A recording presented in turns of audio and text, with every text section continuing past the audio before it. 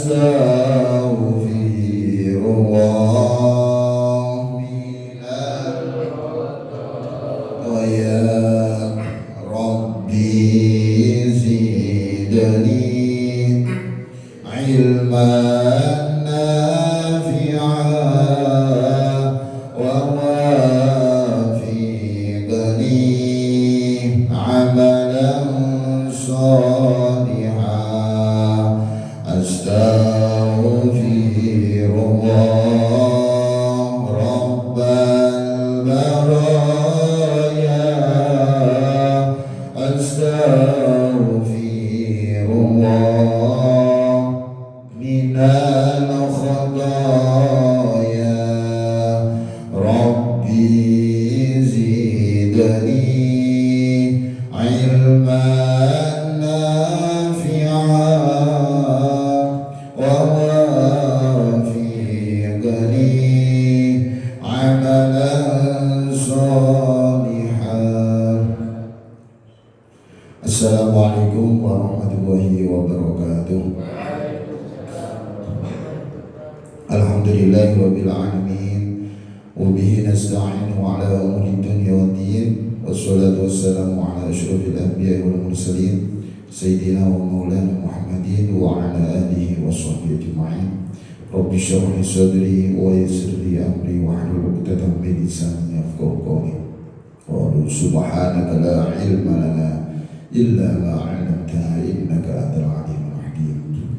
Alhamdulillah wa syukurillah jamaah yang dirahmati oleh Allah Subhanahu wa taala. Pertama kita patut bersyukur kepada Allah Subhanahu wa taala atas segala nikmatnya yang telah diberikan kepada kita semua, sehingga sampai detik ini kita masih dikehendaki untuk bisa terus beribadah kepada Allah Subhanahu wa taala. Di antaranya kita bisa ikut sholat berjamaah, dilanjut dengan kajian rutinan. Mudah-mudahan kehadiran kita di sini menambah keridhaan Allah Subhanahu wa taala kepada kita semua, ya rabbal alamin. Salam serta salam mudah-mudahan tetap tercurahkan kepada junjungan kita Nabi besar Muhammad sallallahu alaihi wasallam, kepada para keluarganya, para sahabatnya, dan seluruh umatnya. Mudah-mudahan kita bisa istiqomah menjalankan sunnah-sunnahnya. Jamaah yang dirahmati oleh Allah Subhanahu wa taala, alhamdulillah kita sampai di maqalah yang ke-27. Bagi yang membawa kitab bisa dibuka di halaman 7, paling bawah ya.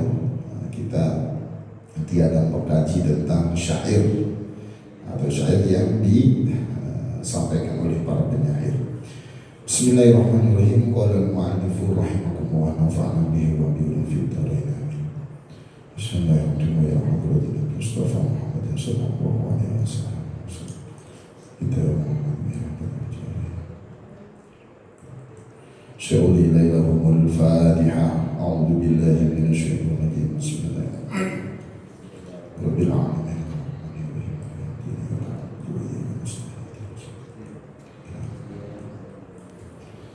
Bismillahirrahmanirrahim. Wal maqalatu as-sabi'atu wal 'ishruna. Nasihat yang ke-27. Qala syair, penyair berkata, Mim bahril kamilil majzu, dari bahril kamilil majzu. Ini bagian daripada nama syair atau jenis syair. Bentuknya ya man bidunya mushtawal qad warhu turul amal aw lam yazil fi ghaflatin hatta dana minhul ajal al mautu ya'ti baghdatan wal qabru sundukul amal isbir ala ahwaliha la mauta illa bil ajal. Penyair ini membuat syair atau nazom ya.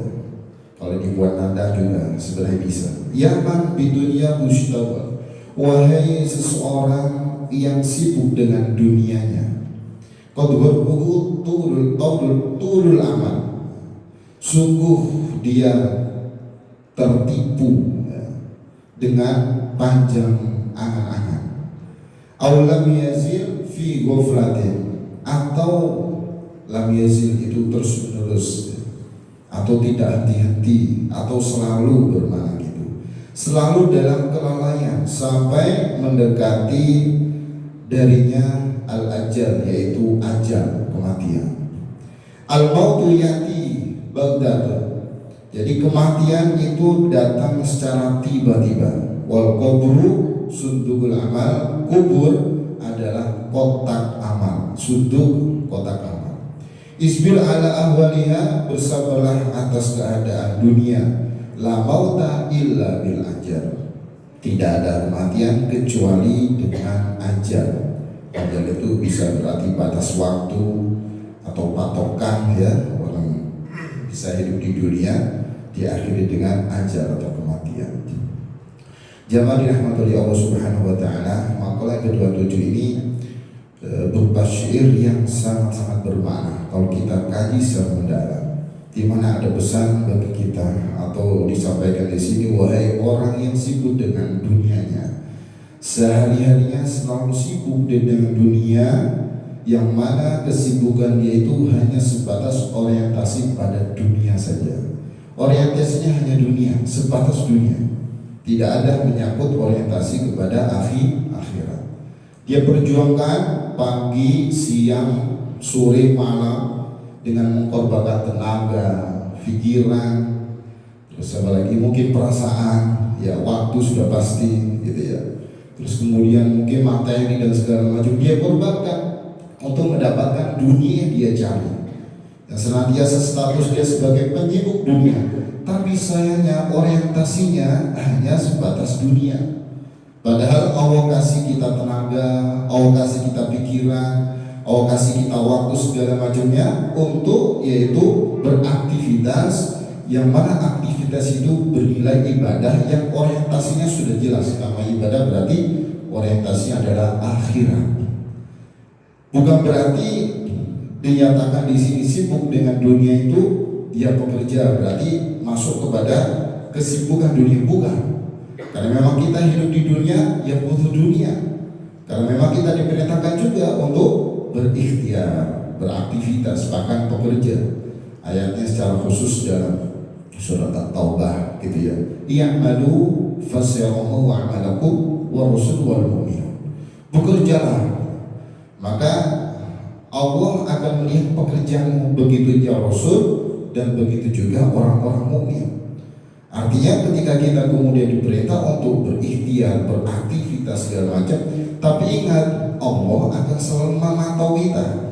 Artinya apa yang kita kerjakan dalam aktivitas kita sehari-hari itu betul-betul orientasinya harus kepada yaitu urusan akhirat. Nah, makanya di sini belum turul amal, sungguh tertipu dia, yaitu dengan panjangnya angan-angan. Karena memang diawali sebagai penyibuk dunia yang orientasinya hanya dunia saja, ya, hanya yang diburu adalah kesenangan hawa nafsunya, yang menjadi tujuan dia adalah perutnya yang kenyang, gitu ya. Hawa nafsu yang selalu terpenuhi begitu, atau mungkin apa yang menjadikan dia senang, itulah tujuan dia. Jadi kehidupan dia itu hanya untuk menyenangkan dirinya, hanya untuk menuruti hawa nafsunya, hanya untuk apa yang menjadi suatu hal yang kemudian menjadi larangan bagi hawa nafsu yang seharusnya memang terkendalikan, tapi memang tertuju kepada inna nafsal ammaratun bisu, yang namanya hawa nafsu selalu mengajak kepada keburukan. Jadi orientasi itu hanya khusus untuk dunia saja. Ketika itu maka angan-angan panjang itulah yang akan menjadi bahan di mana dia akan tertipu. Ya, ingin ini, ingin itu, ingin ini, ingin itu, dan seterusnya. Angan-angannya sangat panjang sekali, padahal di luar batas kemampuan dia. Dia kemampuannya sekian tapi pokoknya tinggi, sehingga menghalalkan segala cara untuk mencapai apa yang diinginkannya. Tidak peduli itu haram, tidak peduli itu subhat, halal.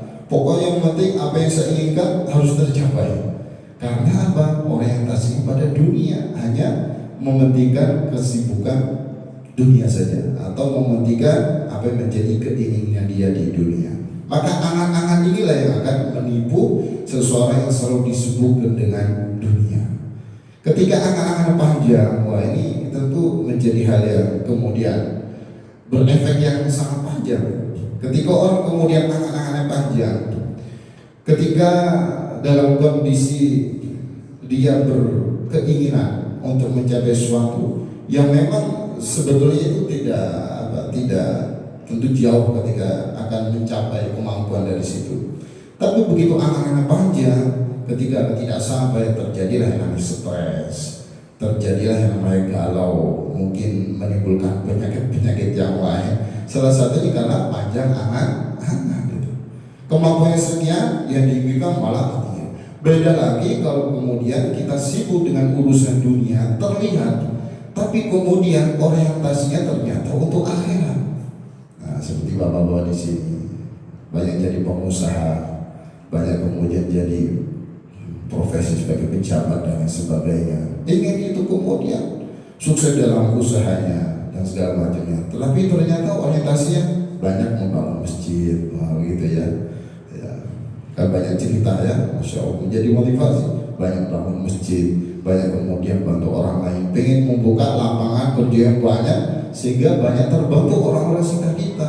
Itu sudah jelas, terlihatnya sibuk dengan urusan dunia, tapi ternyata keberadaan dia itu sangat berpengaruh terhadap lingkungan sekitar. Wah, itu kan luar biasa. Satu orang yang kemudian menjadi wasilah kita memberi lapangan pekerjaan misalnya, dan orang tersebut punya keluarga, punya istri, punya anak-anak segala macam, mereka syariatnya terpenuhi, makannya, kebutuhan hidupnya, wasilah karena kita membuka lapangan kerja, begitu besar pahalanya dan luar biasa. Terlihat memang sibuk dunia, sepertinya itu jarang di rumah, sepertinya itu kok jarang ke masjid, sepertinya. Tapi kita tidak tahu, ternyata jauh lebih besar pahalanya dibanding kita yang rajin ke masjid. Tapi karena memang itu tadi dibawa pada urusan akhirat. Maka nahamul akhirat jama'allahul syamla. Wa ja'alahu fi qalbi wa atadud dunya wa hiya rawima. Itu hadis Nabi. Barang siapa yang menginginkan kehidupan akhirat, maka Allah pokokkan urusannya, Allah permudah urusannya, dan juga Allah jadikan hatinya kaya, dan Allah jadikan dunia mendatangnya dalam keadaan hina di hadapannya. Jadi hatinya akan selalu kaya, karena memang yang menjadikan hati kemudian menjadi tentram, menjadi tenang, akan itulah yang namanya kekayaan dalam hati, dalam jiwa. Karena belum tentu juga orang bisa tenang, bisa tentram walaupun banyak harta misalnya, banyak materi, banyak fasilitas, tidak menjadi satu patokan bahwa hatinya akan menjadi tenang. Tapi ketika Allah sudah jadikan hatinya menjadi kaya, dalam kondisi situasi bagaimanapun dia akan selalu tenang, tentram, dan tentunya itu sebagai bukti bersyukur kepada Allah Subhanahu wa taala. Aulam yazil fi ghaflatin, atau terus menerus fi ghaflatin, dalam kelalaian. Jadi tidak hati-hati dia selalu berada dalam kelalaian. Dia lupa kalau dia itu berada di dunia sifatnya hanya sementara. Tidak lama kan, kalau bahasa Al-Qur'annya itu sangat-sangat singkat sekali gitu, dibandingkan perjalanan abadi yaitu alam akhirat.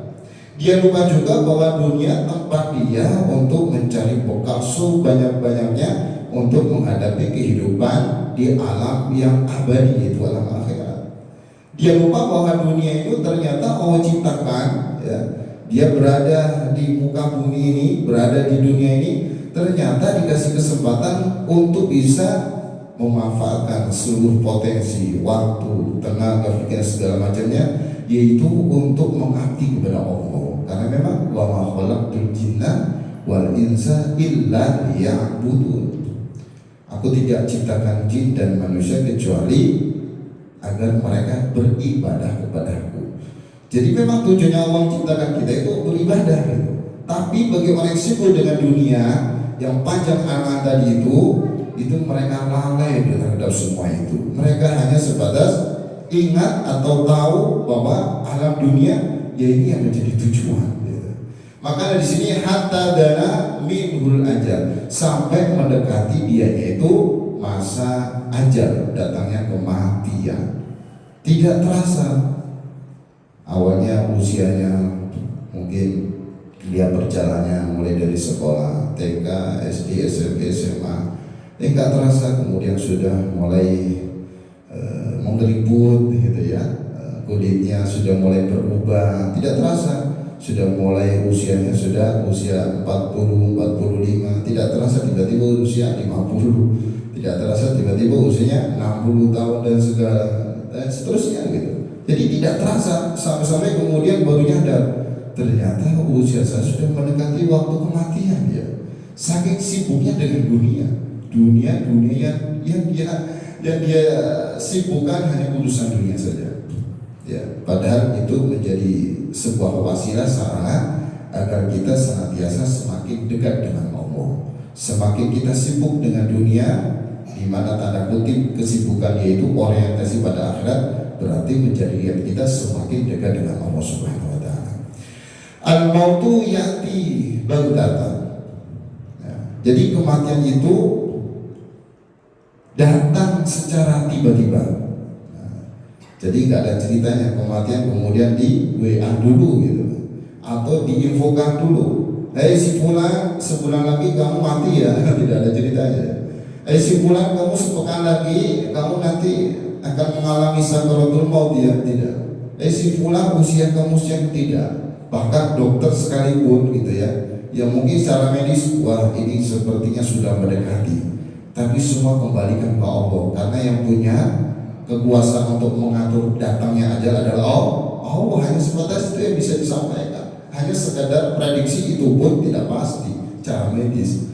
Ya, barulah kalau kemudian meninggal baru dikabarkan, infokan ke masyarakat dan segala macam. Tapi pastinya kematian datang secara tiba-tiba.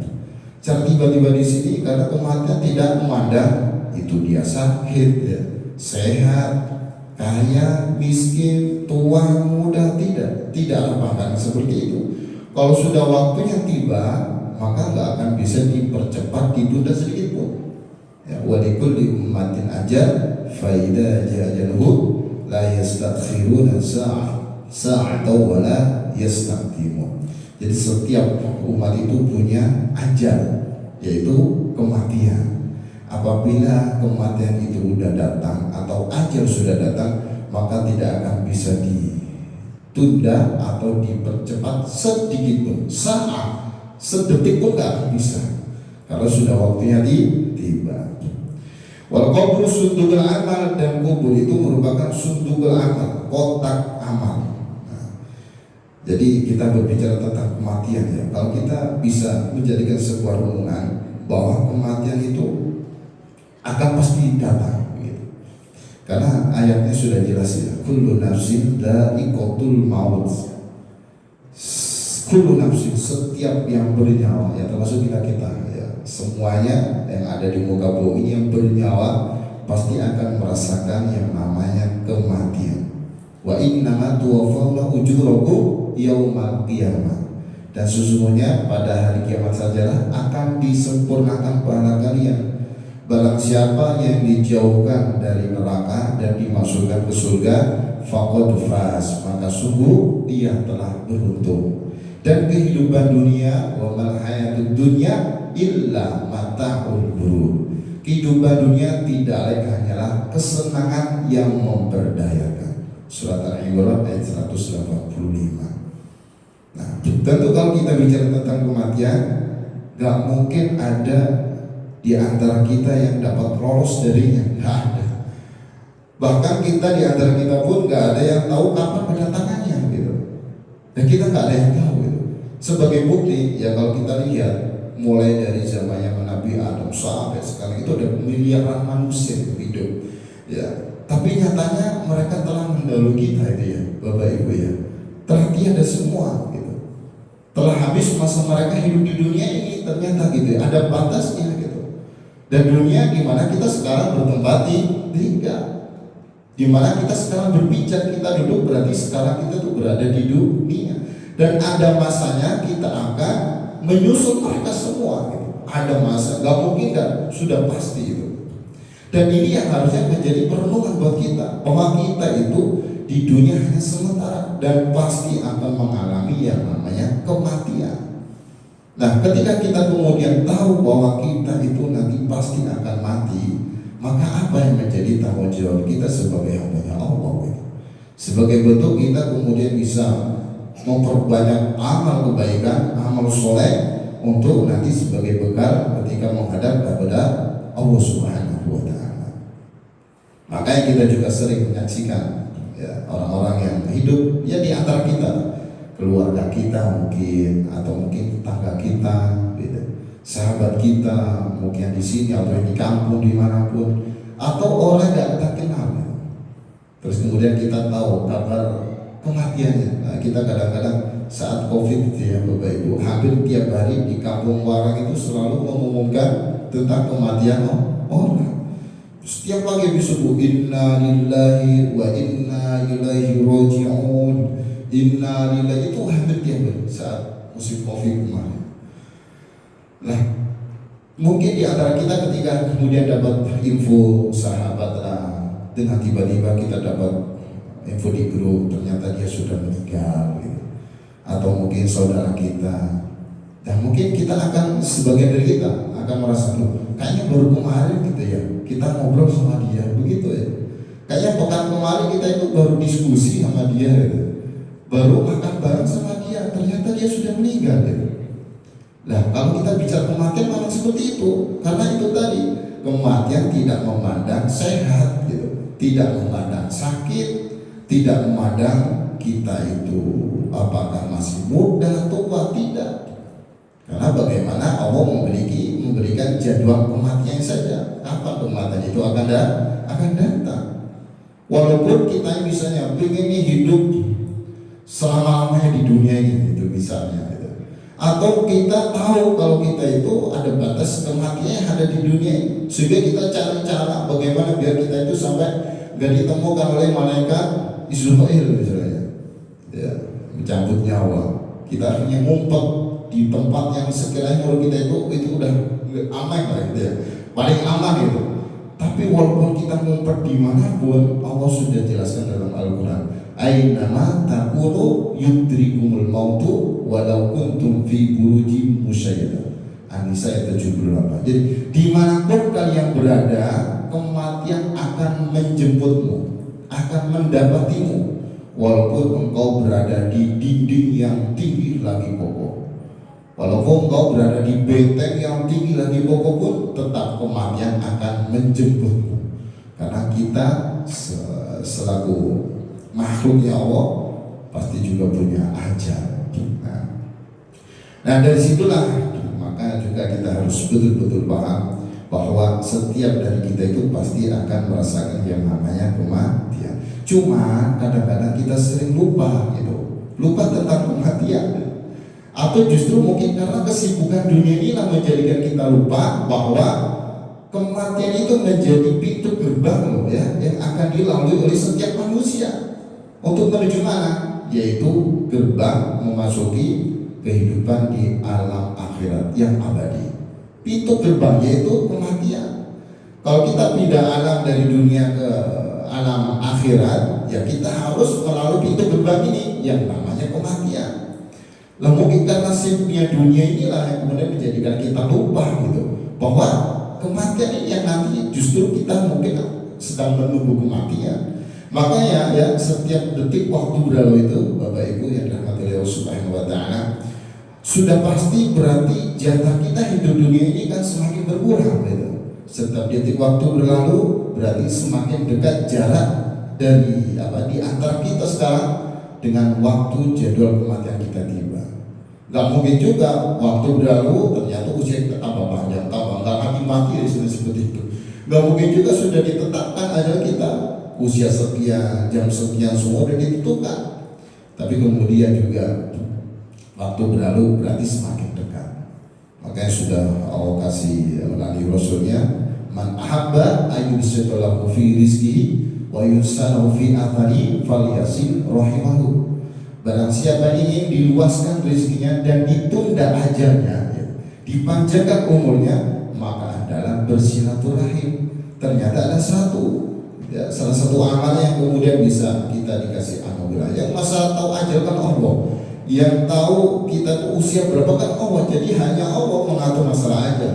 Apakah Allah kemudian memendekkan, memanjangkan dan segala macam, itu hanya Allah. Ternyata kita hadir di sini, kalau selain kita niatkan untuk sharing bersama, kalau bahasa ngaji, karena saya juga belajar ngaji juga, sama-sama ngaji. Makanya di awal saya sampaikan gitu ya Bapak Ibu. Bapak Ibu tentu mungkin lebih berpengalaman, lebih berilmu, lebih paham. Namun karena kita sama-sama belajar gitu ya, sangat tidak pantas kalau apalagi kemudian niatnya menggurui, itu sangat tidak. Apalagi ya tentunya kalau di hadapan Bapak Ibu semuanya pada berpengalaman. Tapi kita sama-sama belajar, namanya juga belajar, ya kita sama-sama untuk saling belajar begitu. Nah, ketika kemudian kita tahu bahwa alam dunia itu memang ada batasnya ya, dimana kemudian kita tahu bahwa usia kita itu pasti ada batasnya. Pasti itu kemudian kita juga sering melihat orang-orang yang mati atau meninggal, yang kemudian kita dapat informasinya. Nah, dari situ kita harusnya merenung, tidak sampai lupa bahwa kematian itu pasti akan menghampiri kita. Makanya Rasulullah SAW itu berpesan kepada kita, ya, berpesan apa? Untuk memperbanyak mengingat kematian. Gitu. Kata beliau, "Aktsiru dzikra hadhil ladzati ya'nil maut." Perbanyaklah, maksud aktsiru, banyak-banyaklah gitu. Gak cuma perintahnya ingatlah tidak, tapi aktsiru dzikra hadhil ladzati ya'nil maut. Perbanyaklah mengingat pemutus kelezatan, yaitu kematian. Kita diperintah untuk banyak-banyak mengingat kematian, biar kita itu bertambah imannya, bertambah takwanya karena Allah gitu. Agar kita setiap aktivitas itu lebih hati-hati. Mau berbuat maksiat, aduh saya nanti akan mati.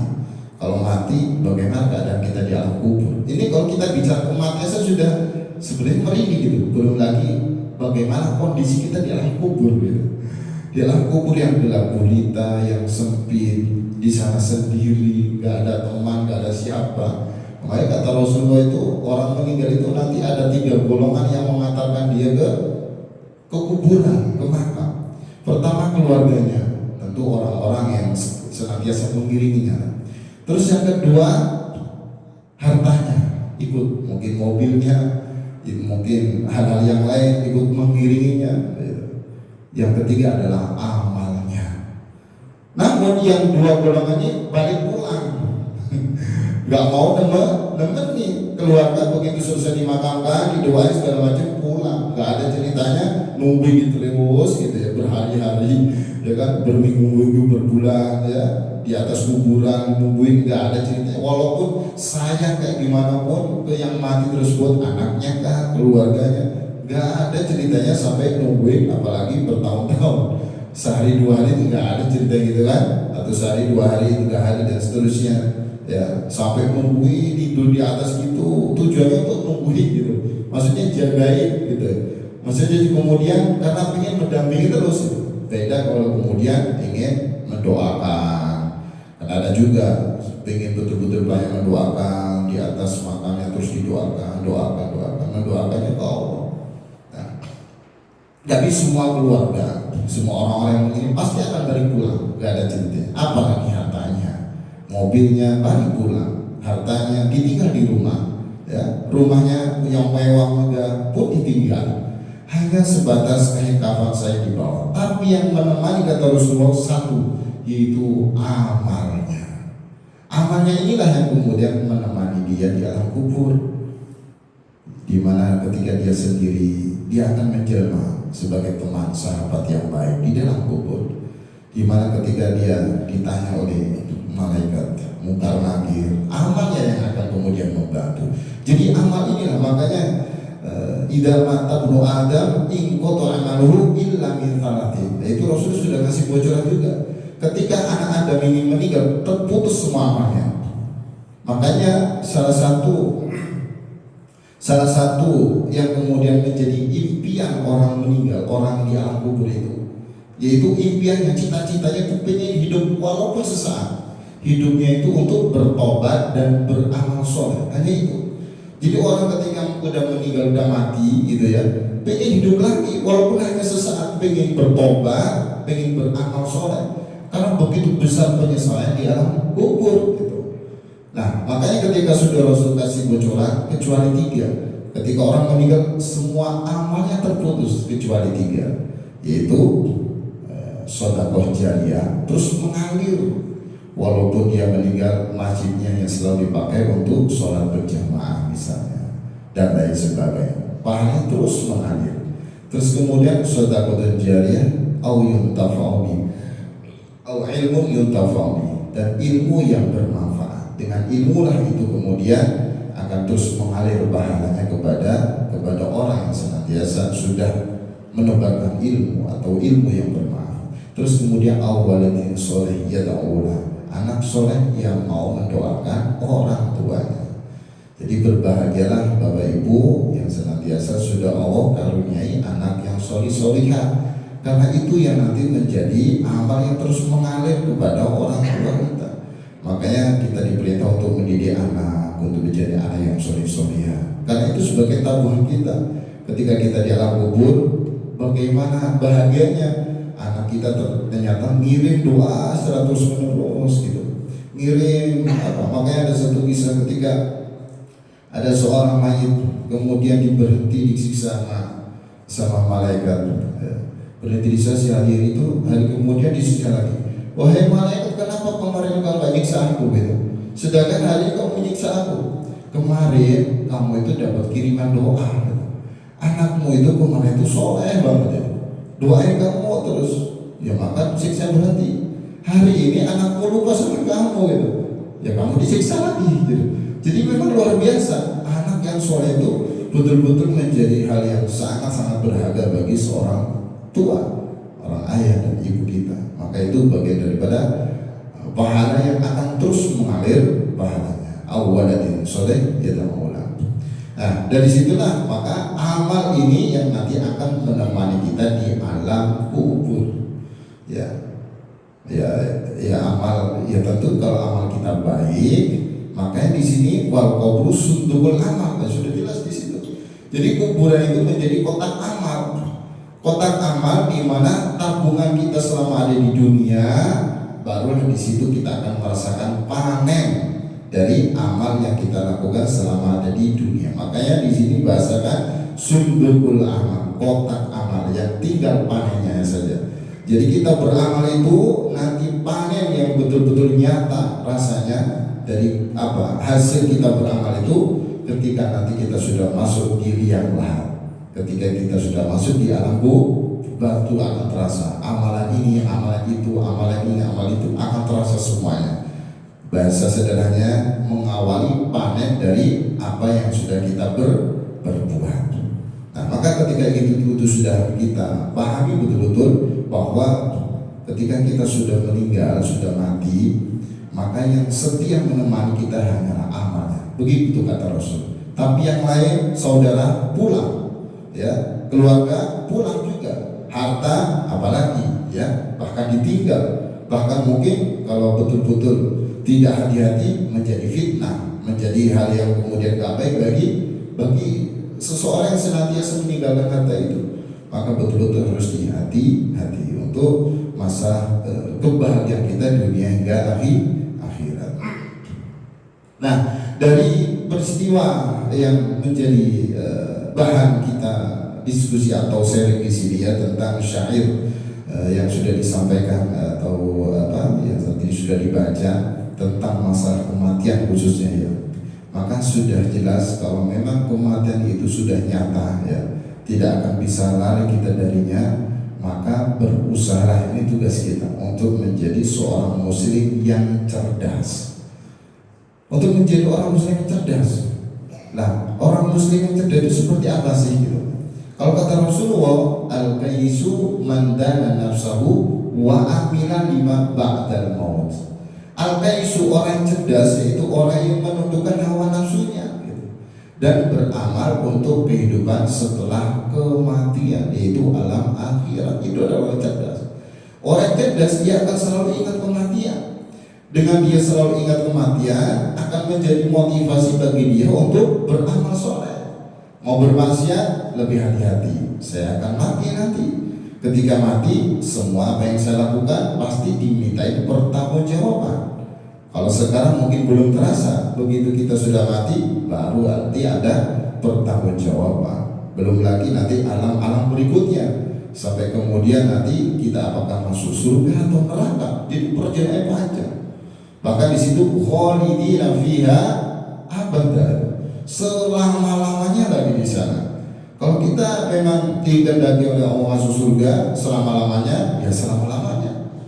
Tapi kemudian kalau Allah menghendaki kita masuk neraka, ya mudah-mudahan karena kita umatnya Nabi Muhammad, mudah-mudahan menjabatkan syafaat dari Nabi Muhammad sehingga kita diselamatkan atau dibarengkan masuk ke golongannya, yaitu golongan dari jamaahnya atau umatnya Nabi Muhammad SAW.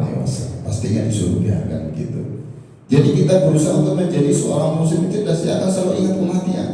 Ia akan memanfaatkan waktu yang terbatas. Kita itu kalau kita pikir-pikir gitu ya, Bapak Ibu ya, saya sendiri itu usia segini kok tiba-tiba usia segini gitu.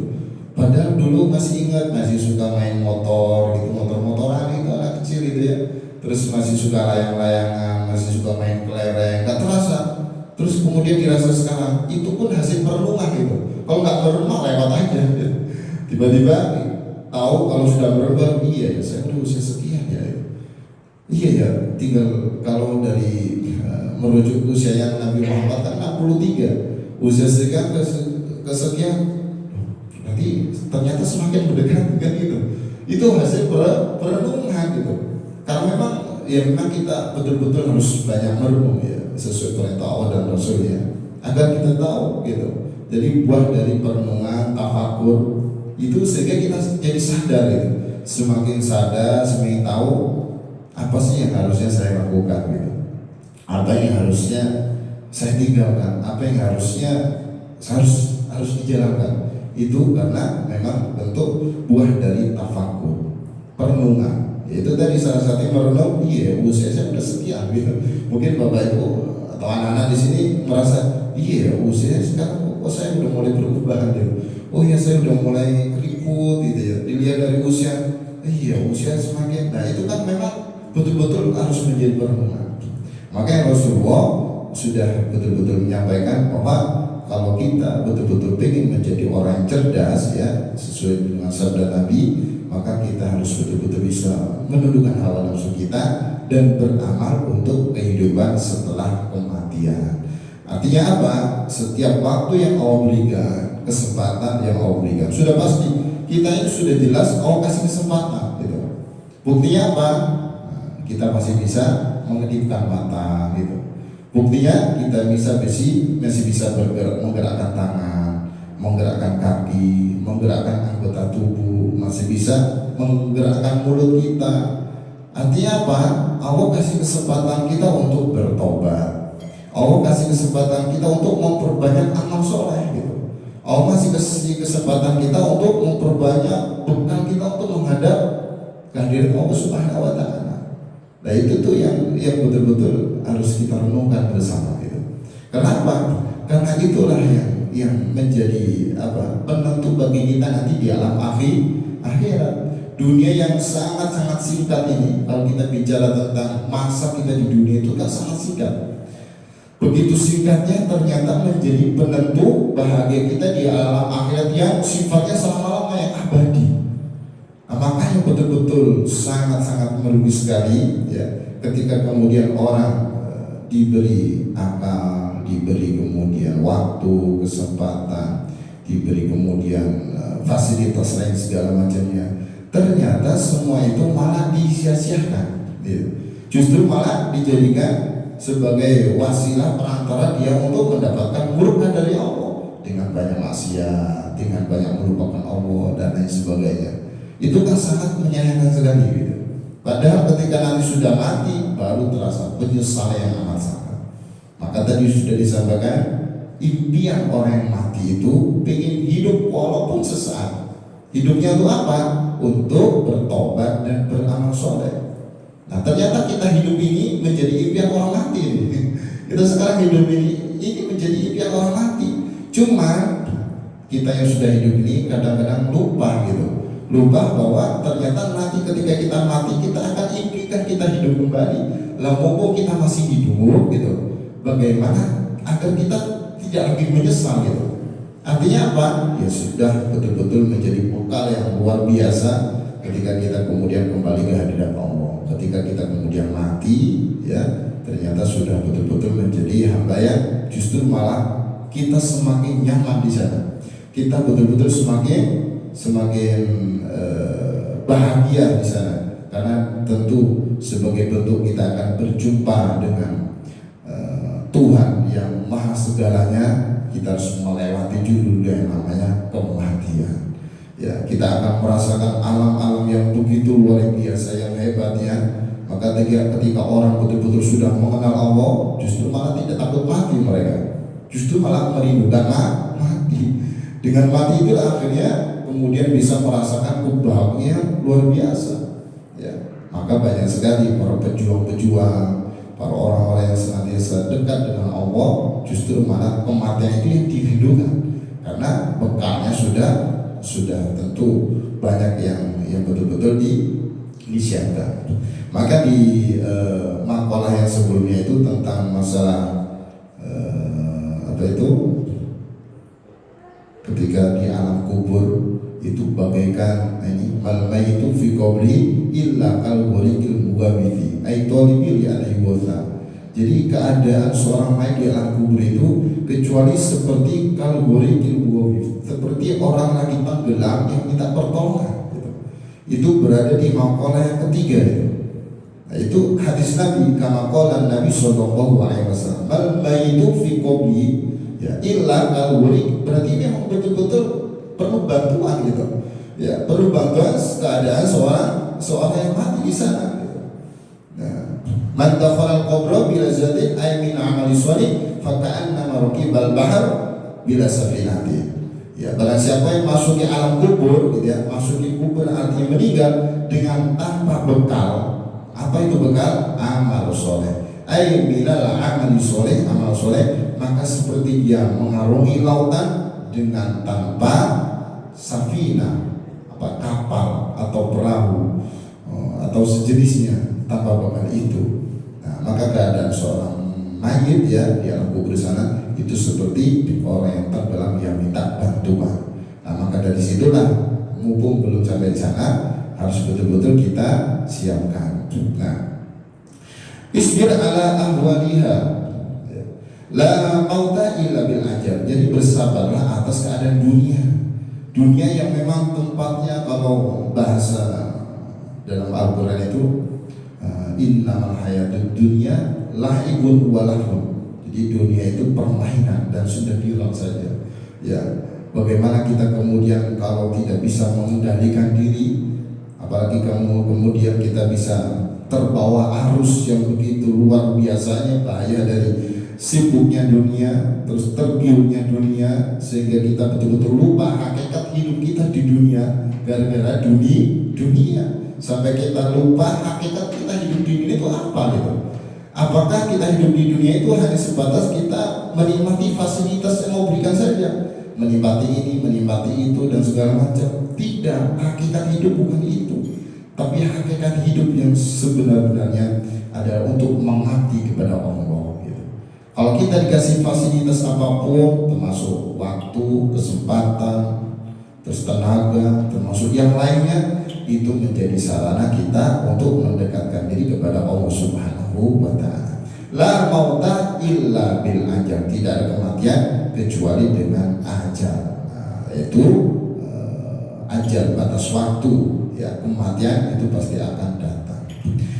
Nah, maka di situ kita kalau bicara dunia, maka lebih amannya urusan dunia, semakin kita harus banyakin untuk bersyukur. Makanya ketika kita bicara tentang syukur, kata Nabi itu khoslatani mangkana tafihi katabahu wa syakiran sabiran. Ada dua perilaku, dua hal. Apabila dua hal ini ya berada dalam diri manusia, maka Allah akan mencatatnya sebagai orang yang bersyukur dan sabar. Nah, maka di sini isbir ala ahwaliha, sabarlah. Apa kedua hal itu? Nah, sebelumnya di sini wa malam takuna fihi lam yaktubuhu Allahu syakiran wala sabiran. Dan orang atau siapa saja dua hal itu kalau nggak ada dalam dirinya, maka Allah nggak akan mencatat baginya sebagai seorang yang bersyukur wala sabiran, dan juga bukan orang yang sabar. Apa dua perilaku itu atau dua hal itu? Man nadhara fi dinihi illa man huwa fawqahu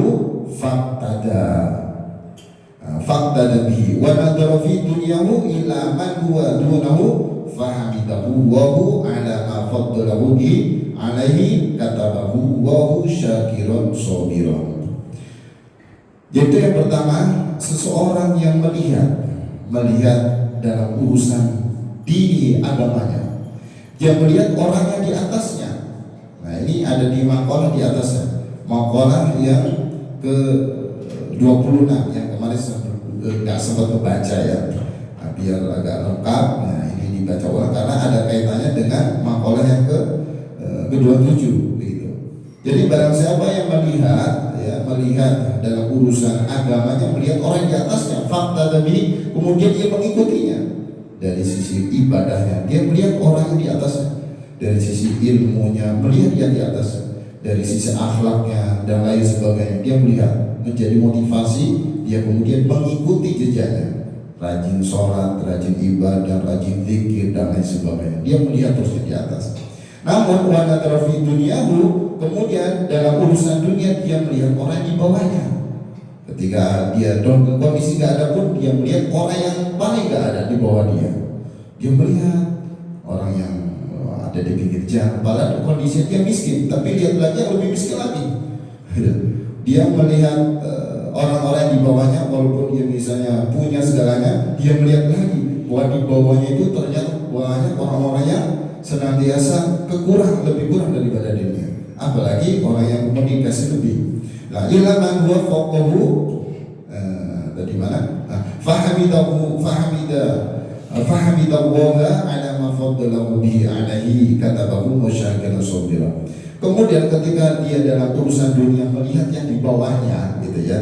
Melihat yang di bawah itu, melihat posisi ya mungkin lebih miskin daripada dia, lebih enggak ada daripada dia, lebih minim daripada dia. Walaupun dia kondisi sudah minim misalnya. Terus kemudian dia memuji kepada Allah ala mafaddalahu, atas karunia yang Allah berikan kepada dia. Dia muji, terima kasih Allah. Artinya terus bersyukur dalam kondisi situasi bagaimanapun. Kita diperintah urusan dunia lihat ke bawah, nggak boleh lihat ke atas, nanti kesandung. Kalau kita jalan lihatnya ke atas, nanti kesandung jatuh sakit begitu ya. Itu ya. Alai kata bahwa musyakiran sabira, dalam kondisi seperti itu maka Allah akan catat sebagai hamba yang bersyukur dan sabar. Jadi kalau urusan akhirat kita lihat ke atas, kita jadikan motivasi. Kalau urusan dunia kita diperintahkan melihat ke bawah agar kita banyak bersyukur. Kalau kita melihat ke atas urusan dunia, aduh itu punya mobil banyak, aduh itu rumahnya gede, aduh itu hartanya enak banget ya, engkau gak adil ya Allah, aku udah ibadah terus ya, rajin udah takwanya sama engkau gitu ya, tapi engkau beri kayak gini aja. Nah itu berarti dicatat sebagai orang yang gak bersyukur sama Allah gitu ya. Bahkan kalau enggak bersyukur, inna adabi asyadidan gitu, la in syakartum lazidannakum wa la in kafartum inna adabi asyadid. Jika engkau bersyukur kepadaku, nikmatnya akan ditambah. Tapi kalau enggak bersyukur, inna adabi asyadid, sesungguhnya adabku sangat pedih. Nah, terus kemudian yang kedua, wa man nadhara fi dinihi ila man huwa dunahu wa nadhara fi dunyahu ila man huwa fawqahu. Nah, kemudian seseorang yang dalam urusan agamanya dia melihat ke bawah. Dia melihat ke bawah, akhirnya dia sombong. Nih saya paling rajin nih, gitu. Saya paling rajin berjamaah di masjid, saya paling rajin menghafal Al-Quran, saya paling ini paling itu. Dia melihat ke bawah, tuh jarang sholat, gitu, jarang sholat, tuh kayaknya nggak sholat tuh di pinggir jalan. Kayaknya gitu-gitu ada. Karena dilihat yang paling bawah, akhirnya muncul kesombongan, muncul dia paling baik, gitu. Muncul, wah itu kalau udah sombong kan jadi pokoknya iblis kan begitu. Kalau dalam kitab Nasuhul Ibad ini sombong maksiat yang timbul karena karena apa? Karena kesombongan, yaitu menjadi pewarisnya iblis kan begitu. Nah, terus kemudian wa nadharu fi dunyahu ila man huwa fawqahu. Ketika kemudian melihat dalam urusan dunia, dia melihat ke atasnya. Fa asifa ala ma fatahu. Kemudian dia sedih gitu. Dia galau gitu atas tertinggalnya dia dibanding orang yang dia lihat. Aduh, dia punya ini, punya itu, dia kaya, dia semua serba ada, sedangkan aku kayak gini-gini aja gitu. Jadi hidupnya itu kok penuh dengan gak nyaman. Sudah nggak punya apa-apa, tambah gak nyaman lagi. tambah gak nyaman, tambah gak, kayaknya hidup itu selalu gelisah galau, mikirin orang lain. Padahal orang lain belum tentu mikirin kita. Ya sudah, ya itu lam yaktubhu Allahu syakiran wa sabir. Kalau kondisi orang seperti itu, maka Allah enggak mencatatnya sebagai orang yang bersyukur dan sabar. Nah, jadi bisa kita ambil kesimpulan, isbir ala ahwaliya, bersabarlah atas keadaan di dunia ini. Ketika kita urusan akhirat, melihatnya ke atas. Ketika kita urusan dunia, melihatnya ke bawah. Intaha hadzal hadits jami'un li jami' anwa'il khair. Indah itu selesailah hadis ini. Jangan mencakup seluruh lijani awal, bermacam-macam kebaikan. Jadi hadis yang tadi disampaikan itu mencakup semua kebaikan. Begitu luar biasanya ya, menjadi pelajaran buat kita bersama. Itu tentunya menjadi bekal kita, la mauta illa bil ajal, untuk nanti kita menghadapi namanya goncangan sakaratul maut. Karena kalau sudah datang wajahat sakratul maut bil haq dzalika ma kunta minhu tahid. Surat Qaf ayat 19 itu, telah datang sakaratul maut dengan sebenar-benarnya, itulah engkau yang selalu lari darinya.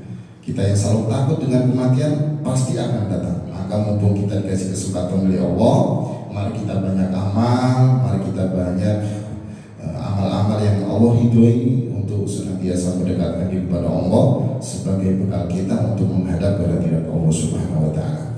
Mungkin itu nanti bisa kita lanjut ya, untuk bukan makalnya masih panjang nih. Nanti akan berisi hadis Nabi ya, tentang meninggalkan dunia, terus kemudian dan sabar dan segala macamnya ya. Insya Allah nanti kita lanjut di pertemuan berikutnya. Mudah-mudahan bermanfaat. Kita tutup dengan hamdalah dan doa kafaratul majlis. Amin. Subhanakallahumma wa bihamdika asyhadu an la ilaha illa anta astaghfiruka wa atubu ilaik. Assalamualaikum warahmatullahi